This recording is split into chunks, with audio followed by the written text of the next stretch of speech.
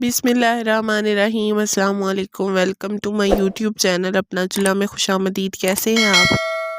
आज मैं आपके लिए एक नई रेसिपी लेकर हाज़िर हुई हूँ। सूजी और बेसन की बर्फ़ी कैसे बनाते हैं मुकम्मल गाइड करने वाली हूँ। वीडियो को एंड तक ज़रूर देखिएगा। तो चलिए स्टार्ट करते हैं।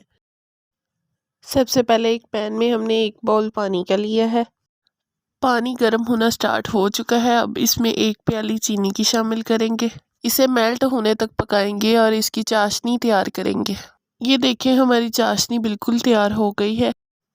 दूसरी साइड पे एक पैन में 1 प्याली सूजी की शामिल करेंगे। इसमें हस्बे ज़रूरत की शामिल करेंगे और इसे अच्छे से भूनेंगे। इसे लो फ्लेम पे 3 से 4 मिनट अच्छे से भूनेंगे जब तक कि इसका कलर ना चेंज हो जाए।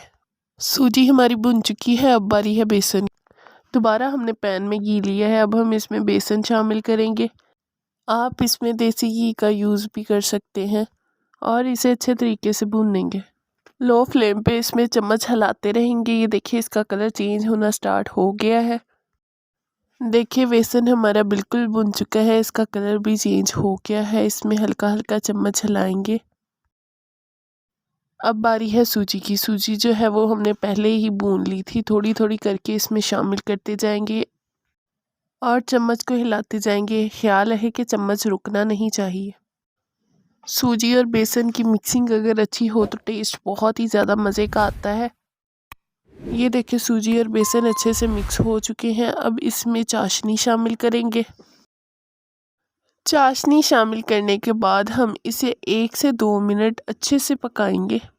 1 से 2 मिनट गुजर चुके हैं। देखिए, बिल्कुल तैयार हो गया है। अब हम इन्हें एक बर्तन में निकालेंगे और इसे ठंडा होने के लिए रखेंगे।